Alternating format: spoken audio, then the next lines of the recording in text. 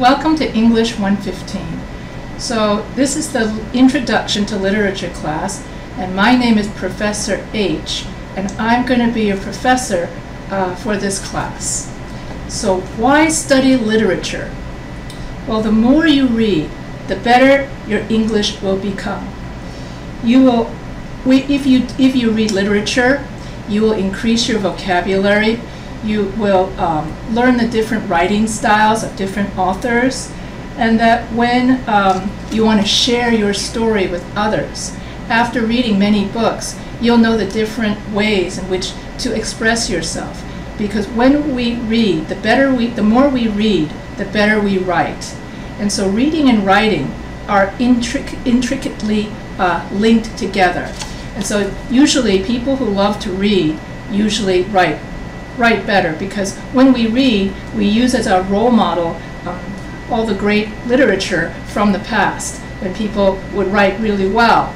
And different authors have different writing styles. For instance, Ernest Hemingway would use almost no description. He would just push his plot forward by just one event after another event, whereas Charles Dickens would then spend pages and pages and pages just describing one little plot point before moving ahead with his story. And so you can use these characteristics of writing in your essays. So being an avid reader will make you a good writer, and being a good writer has practical applications in real life. So if you learn to read and write, if you learn to read literature, then the literature will be like a role model for your own writing. I remember when I had to take the SAT, and all of my classmates had to learn SAT vocabulary. And I remember, and all of those words seemed so difficult and hard for my classmates. And I remember looking at the SAT words, and I'm like, oh my God, this vocabulary is like so easy. Because I remember one of the words on the vocabulary list was diaphanous. And I remember thinking, oh yeah, I remember reading the young girl in her diaphanous, transparent gown ran across the beach, tears coming down her cheeks as she realized that the prince of her dreams did not love her. Something like that. So she's not wearing very much clothing, and she's running down a very cold beach, which then emphasizes how cold her heart had become, because her heart was broken by some guy telling her that he's not interested in her, even though she invested her whole self into him, that sort of thing. So I remember thinking, oh yeah, I know what diaphanous. Yeah, I know that, because I remember I spent my whole teenagehood reading Barbara Cartland love books. Yeah, and that's how I learned all the descriptions of all the possible descriptions of somebody in love, all the possible descriptions of people in the joy of love, or in the pain or grief of losing love.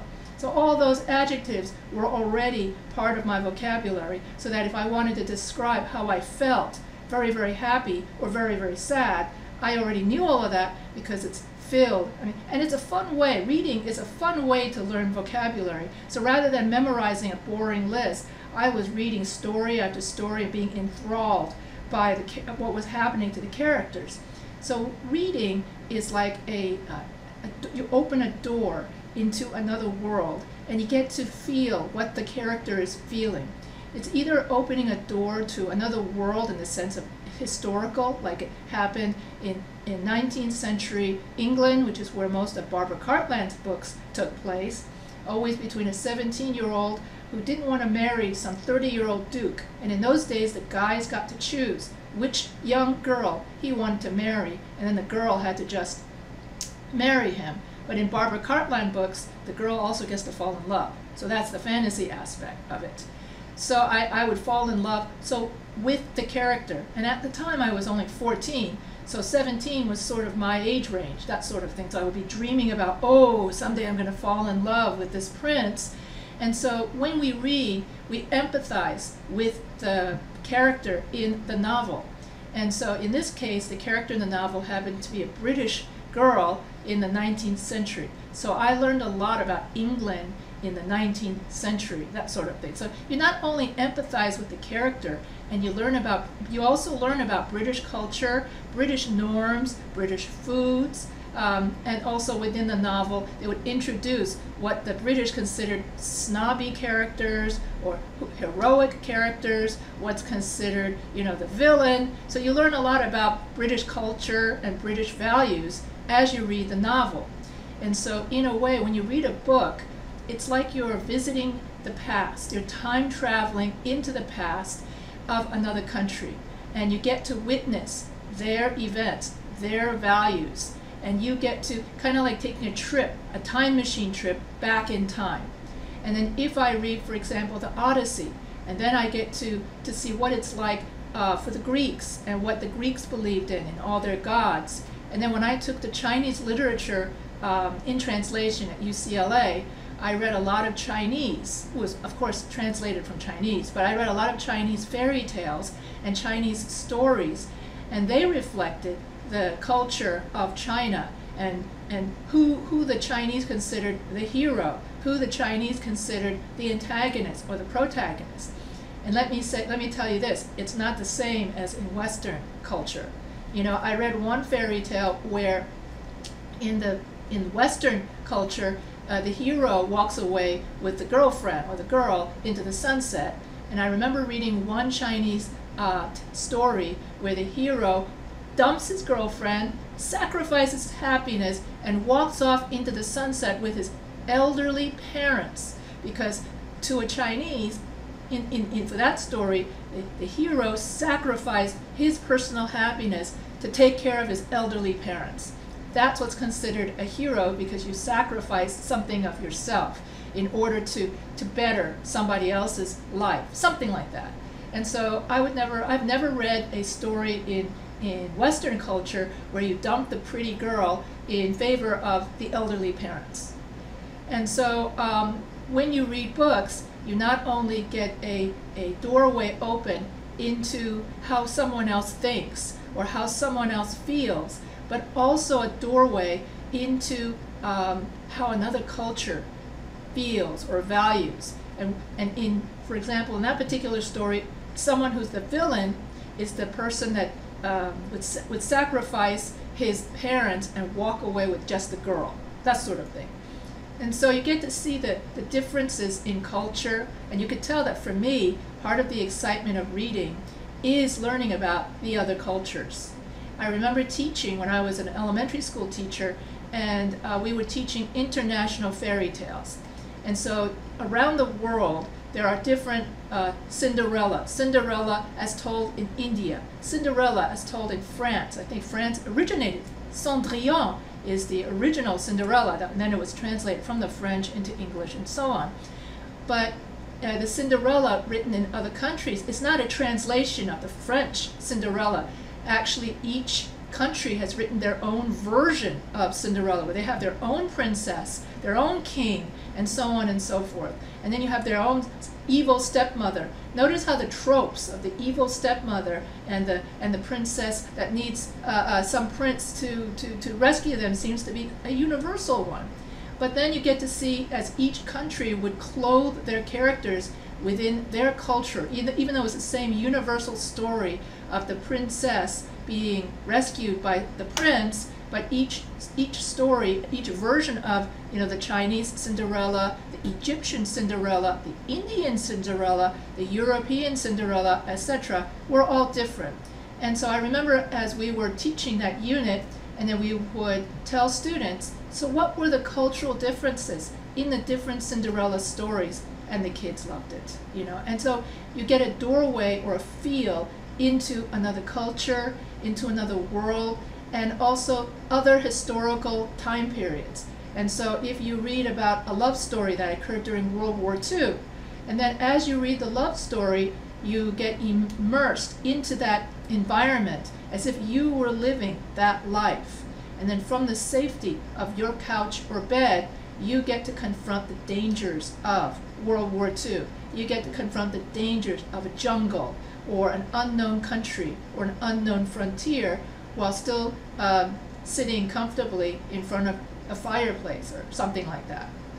And so for me, reading a book has always been an escape, a way for me to get away from it all and just enjoy the book. I remember one year when everyone had, all of the second graders had chicken pox. This dates me, of course, because now there's a chicken pox vaccine. And everyone was sick with the chicken pox except myself. I didn't get chicken pox until I was in college, thanks to my idiot brother. Anyway, that's another story. So there I was, and I was the only kid in the second grade class because everybody else was absent because they were sick with chicken pox. So I had nobody to play with. So I opened a book, and then it was the book that kept me company. It was the book that entertained me. And so part of the time it was the teacher reading me the harder books, and then part of the time it was me looking through the picture books, because I was a first or second grade. I didn't read that, didn't know how to read that, that high a level yet. So for me, books have always been a way to go on a fun adventure while still being safe. And so, so we read about people who lived long ago as if we were hearing voices from the dead. In other words, Shakespeare. If you read Shakespeare, you read Romeo and Juliet, which everyone has seen the movie, but not many, I don't know if anybody has read, not many people have read the play in its original version. And you get to hear how people talked in England back in Shakespeare's time. You get to experience some of the values of Shakespeare. A lot of, and a lot of teenagers, when I teach this Shakespeare unit to high school students, I would always start it with, well, Shakespeare has a lot of violence and a lot of corruption, and there's a lot of sex as well. And so, and the teenagers are astonished. Really? And that's how my senior mentor said that he hooked his high school students into Shakespeare. So the universality of human emotion is what is showcased in literature. Unlike when we write an essay where I tell my English 101 class ad nauseum to use third-person case. Now, anyone from my English 101 class should be laughing at this point because they know that's so. But when we study literature and creative writing, it's not about, it's about the exploration of what it is to be human, what it is to feel and experience, and all the humans of all time, from the distant past into the distant future. And what you learn through reading all of these books from different cultures is the universality of the human condition, which for me is very reassuring to know that I'm not the only idiot, or I'm not the only one that ever gets lonely, or I'm not the only one that makes those kind of mistakes. It's nice to know that people before me made those mistakes, and people after me will make those mistakes. Well, okay, misery loves company. And so stories are about communication. So writing is an outgrowth to use language to communicate ideas. And so when we read a book, that is a communication between the author and the reader. And when we have a book, the book exists for the reader to experience another person's life, to develop empathy for that person, to learn about that person's culture, and to learn about that person's perspective. And so in the 1970s, for instance, in Asian American literature, it was all about trying to tell non-Asians that Asian Americans are as American as apple pie. And so Frank Chin then wrote the anthology, Ai, in which it's an anthology of short stories of Asian Americans living in America, trying to depict Asian Americans just like any other American, by depicting family life, work life, what it's like to be an immigrant, those kind of stories. And so that's another way in which literature reveals the universality of the human condition, that we are more alike than we are different. And if we can get past our differences, get past the fear of the other, then we can learn to embrace each other more and to marvel at how alike we all really are. And we can't do that and develop this empathy unless we do a lot of reading. And like I said before, the more you read, the more you learn about others, and the more you discover new worlds, new experiences, other points of view. Ever wonder what it's like to be a man? Well, okay, so a lot of literature is written from the male point of view, so there you go. What it's like to be Asian American in America, Indian American, African American. For example, there are many works by prominent African American authors talking about how discrimination erodes the personality and how it makes an African American feel invisible. Now, if you never read that book, you might, if you're not African American, you might never know that. And so books give us empathy. It helps develop our sense of self, of who we are. It helps anchor us into thinking, this is what I am next to everybody else. Because when you read a book, you're able to standardize and see where you are in comparison to others. And you get to see how beautiful you are and how beautiful others are and how others see you. And so writing is a communication between the author and the reader. And writing is an outgrowth to use language to communicate ideas. Reading is an act of empathy and imagining of what it is like to be somebody else. And so whenever I read a book, I always imagine what it's like to be that 17-year-old British girl who falls in love, and this would be my 14-year-old self, imagining myself, what's it like to be that 17-year-old girl falling in love with the prince and being, you know, of course that was not at all what real life is all about. But that's another thing about books, is that it could be an escape. It doesn't always have to be about just learning about other perspectives, but it's also about escaping the real world, escaping your worries. And that's so Star Trek. So that's why I'm quite the Trekkie, and Star Wars. And if you're a writer, you can write new worlds, okay? You can write about what it's like Handmaid's Tale, I think was, someone created that. Star Wars, Gene Roddenberry imagined a world with no racism. He imagined a world where humans had overcome all of their prejudices and that the whole world lived together in peace, and that the only goal left for Earth is to explore other worlds. And that was Gene Roddenberry, Star Trek's vision of the future. And then he created this wonderful vision of the future in his Star Trek series, where on that spaceship, the Enterprise, the crew members of different ethnicities get along with each other perfectly.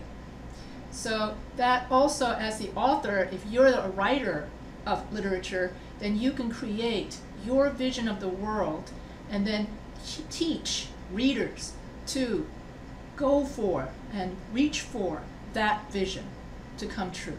You can inspire people toward an ideal.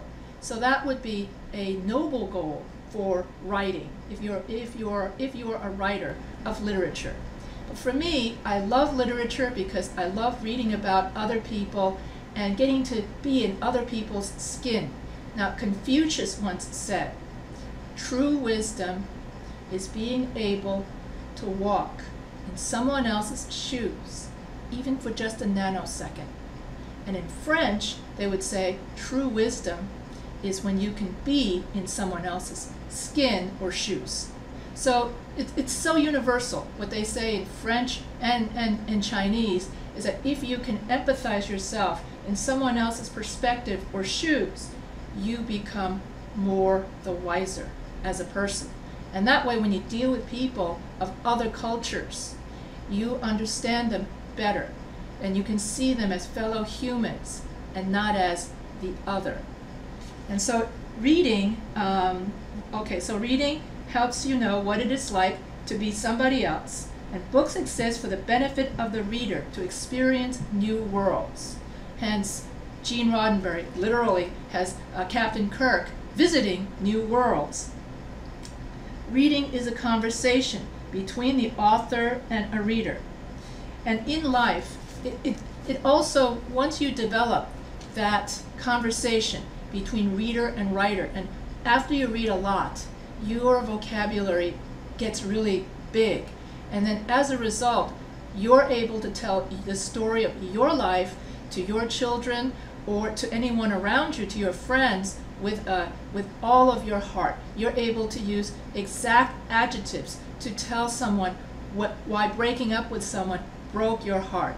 That would be the example used in this week's video. And so about how some girl obliterated the guy's heart. Books allow us to feel the nuance and complex experiences of others, helping us to develop empathy and develop a better understanding of the world. And so I remember reading the other night as I was trying to come up with beautiful pictures for the classroom, and the meme said that reading is an engine of empathy. Another meme was reading is an exercise in empathy.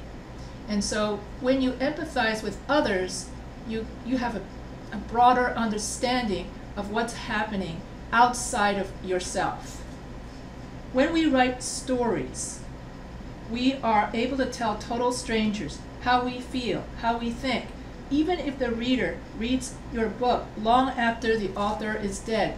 So this goes back to the topic of dead voices. So long after Shakespeare is dead, we're still reading his plays, Romeo and Juliet, because every time we open that book, Romeo and Juliet live again. Every time we open a Shakespeare or we watch a Shakespeare play, Shakespeare lives again. And that's why I really like the meme, books are a gift that can be opened again and again. And so that you could have a reader so if you're a writer and you write great stories, then far in the future, long after you're gone, then readers in the future can read about how you felt and how your heart was broken, or how joyful you felt when you finally fell in love and married your spouse, or how sad you were when your somebody you loved died. And then you could have a reader far in the future empathize with you and understand what you lived through. And if you lived through a war, for example, like World War II, or the Cultural Revolution in China, or the French Revolution, or any revolution for that matter, then using that as a backdrop for the love story, then the reader in the future can also learn the history of that time period. So you not only learn the many emotions and culture of the hero and the antagonist, but you also learn about the historical context of the period in which you lived, so that the more you read, the more history you learn. And we can't know who we are unless we know where we've been. And that is a very important concept if we don't want to keep making the same mistakes over and over again. If we read a lot and we know the mistakes others had made in the past, then we could avoid those mistakes. And so reading brings power, the power of knowledge. And this is why in the past, like in the Middle Ages, women were not allowed to read, because the men were afraid that if the women read too many books, then they would become too assertive, wanting their way of doing things. Because books, they felt that the men felt the books would teach ideas that were too radical. So that brings to mind that books brings ideas that are powerful, that help inspire us towards a goal. Books teach us life lessons others had learned and obstacles others had overcome. Books teach us how to behave morally, for instance, and books inspire our imagination. And so that's why I tell students that books is not just something that you read for a literature class so that you get an A on a paper. Books are inspirational. They can be your best friend if everybody else in the class has chicken pox and you're the only one left standing. You can take a book, and then the book can be your best friend. Then I got chicken pox later, so it all you know. And in this class, all right, we're going to do literary analysis. And literary analysis is not just a painful, should not be a painful task of taking apart the story. Instead, what you're going to do is you will reread the story over and over again, just like you listen to your favorite song on the radio over and over again, because as you read, you learn to love the text. You learn to love that character. The character becomes a part of you. And so as you learn to take apart the text, to learn every aspect of that character's life, you learn to love reading. And so when we take the text apart, we learn many different layers of meaning of that text. And then we learn to interpret the text through many different ways, such as from a historical point of view, how that text relates to that author's life at that moment, how comparison of love, how love is seen now and then, or comparison of how historically how women were treated back in the early 20th century compared to how women are treated now. And so in a couple of the stories we will read, such as The Yellow Wallpaper, I believe that's what it was called, and in that story, the woman is ill, and she's kept inside the house by her husband is a well-meaning doctor. So he thinks that if she could rest and stay in the house, not go anywhere, not stimulate herself, she'll get better, something like that. And then, so she stays in the house so much that she imagines that she can see the wallpaper that has pictures that actually move. That's how much in the house she was. You stay that long in the house, you start hallucinating that the wallpaper, that the people, the flowers in the wallpaper actually bloom and talk to you. And so that shows you the extent of how, and in the story of An Hour, a woman was so glad that she found out her husband's dead. And for that 1 hour, she was so happy. Oh, I'm free of him. And then when he showed up at the doorstep, she was so shocked. She had a heart attack and died. And so in many of the early 20th century stories, the only way for a woman to become free of her husband or of male dominance was to die and go to heaven. Literally. There are a lot of stories like that. Now, those are just the two, I think, that we cover in this class. Although in The Yellow Wallpaper, I don't think she dies. But I think she goes crazy or something like that. That's another avenue of escape, is going crazy. So we will study different historical periods. We will study about how the changes in how females have been treated. That's called the feminist literary criticism or literary theory. And if we want to study post-colonialism, about how when Europe created colonies around the world, and then a lot of literature came out of that activity, kind of like, well, I'm not going to get into that, but that will not be in this class. But literature is a rich depository of beautifully written pieces of art that you can read about. See, whenever we write something, we leave, in other words, as writers, when we write a story, we leave behind a part of our souls. So in all of these books, each writer leaves behind a little bit of their souls for us in order to share with us, the reader, so that we can learn from their mistakes. And so in this class, I ask you to reread and savor the text. Reading in a literature class is not a hunt for symbols for your literature paper, but instead, reading enables us to have a fuller understanding of lives other than our own, which is what I said earlier. The more you read, the better your English will become.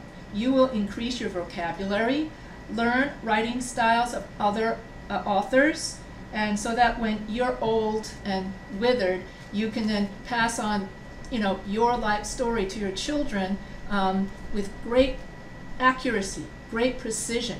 And you can even make literary references to different Shakespeares. So, for instance, when we say to be or not to be, that is a reference from Hamlet. It means that someone is very indecisive, doesn't know what they're going to do next. And so you become very good at the allusions, literary allusions. You can also impress people at a party, but that's not really the main reason. That's just a fun reason to study literature. And so that also in the workplace, the more you read, the better your English gets, like I said before. And if you have a big vocabulary and you're able to communicate accurately, then you're the one who writes the marketing plan, just like the guy in the video in the crash course in our class, in our week 1 video. He mentions in his video that if you're a good communicator, you're the one in the company that writes that marketing plan that gives the company the highest profits, because you know how to precisely express your language. You know how to use accurate adjectives, and you also know writing styles of different authors. And so you impress your boss, you impress your colleagues with your knowledge of your writing skills. And so when we do creative writing, we go beyond the 5-paragraph essay structure, although we still use the 5-paragraph essay structure in our literature papers. But then instead of writing about controversial topics, we also write about what we learn about the human heart from our literary readings, and we learn about history, and we learn about ourselves. Let's see what else. Oh, and so that if you know how to be an effective communicator at the workplace, there was I can't remember the name of the research, and I'm supposed to. Anyway, people who can communicate effectively make more money than people who do not communicate effectively. And so I read a story, an anecdote, where this one businesswoman, and so she was a brilliant writer. She could write beautifully elegant business letters, emails, and the like, and she developed a reputation of being the Shakespeare business person or something. So every time someone needed to write a complicated email or a love letter, for that matter, everybody came to her. And when the big bosses noticed that, they promoted her to the marketing department. They promoted her to be the spokesperson for the company, because they knew that she would know how to communicate the brand of the company and get more customers to buy the product or to do business with the company. And so knowing to communicate effectively comes from reading great literature. It's not just to pass the literature class, but it's also to improve your English, improve your vocabulary. And the reason why a lot of people, English, and I'm not talking about ESL students, I'm talking about the average American, native speaker American, the reason why the literacy rate has gone down is because people just don't read anymore. The most college freshmen admit that the only time they read a book is for class, and that when they're outside of the classroom and there's no teacher looking over their shoulder, they just don't read a book. Nope. And if they read anything, it's going to be Twitter, Facebook, or social media, and no books, unless the teacher makes them read a book. So that's why the literacy level and the writing skill level of this current decade has gone down, and that's why people need grammar checkers and that sort of thing at work, because people don't no longer inherently know the grammar from reading, which is what people in the past used to do. So I'm getting to the end of this lecture very quickly. And so reading helps us connect with each other and helps us discover what it is to be human. And so in this class, we're going to go over many of the different genres of literature, such as, I think the first part of the class, we're going to go over fiction, prose, then poetry, and then drama, and I believe that's it. Yeah, off the top of my head. And so we're going to delve into a little bit of everything. And if you have any questions, this is how I end all my videos. You can always tell my videos are just about to come to the end when I start saying, if you have any questions, email me. So I'm getting to the, so you could tell I'm getting, because if you watched my Professor H writing channel, that's where I store all my videos. And at the very end, I always say, if you have any questions, email me. Well, that's true. If you do have any questions, email me.